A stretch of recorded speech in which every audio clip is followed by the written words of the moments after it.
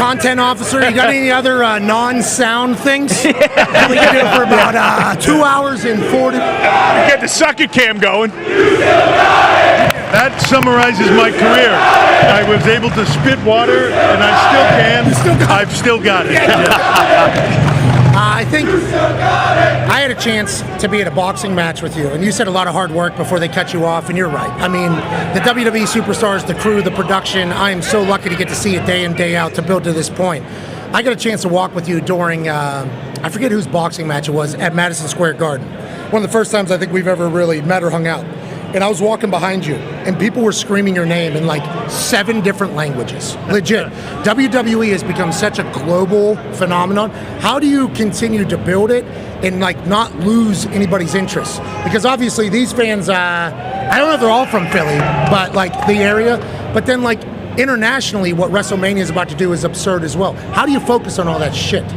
Man, to me, it comes down to simple fact of storytelling. If you tell a good story, they will come, right? If we give good creative, you know, the talent are amazing, and I will put this locker room up against any locker room in history or anything else, from top to bottom. The athletes are incredible. You know, their dedication to this, their passion for it, their desire to make the show big all the way around.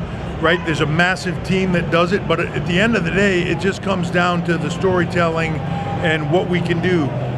If we tell great stories, if the talent tell great stories in general, and then in the ring, and we deliver that, they will come. Yeah, hell yeah, and they have, and they will, bigger than they ever have. And speaking of stories, would have been cool to see Rock and Roman. Connor's got a question. Yeah, it would have been incredible. We were all hoping for that. But, you know, every, generation, you mentioned it, the stories are told. There's different eras. And right now, people are kind of having that debate, like, what era is this?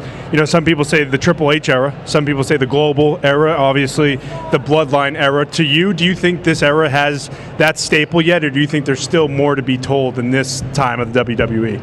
Man, I think it'll organically find its way to whatever people want to call it when it's getting into it and fully get into it. The reason I don't think it's got a clear name yet is because we're not into it yet, right? Like, to me, and I was there the Attitude Era, I was there for all of it.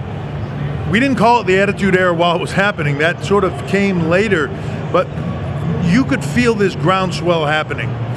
Right now, you can feel this groundswell happening.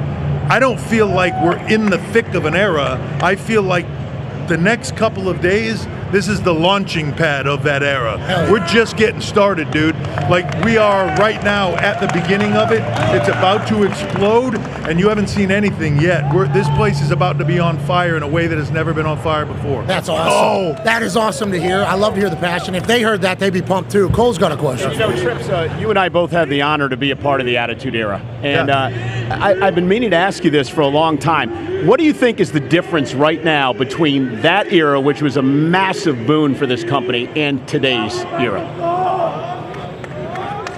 In some way then, we were fighting for our lives, right? So when the Attitude Era was first coming to be, it was literally us fighting for our lives. There was a company that was out there that had more money, that was doing big things, that was kicking our ass in a way, and we wouldn't let them, right? We all, when they were, I can remember a distinct moment in time. I had just wrestled Austin, was on the build to WrestleMania.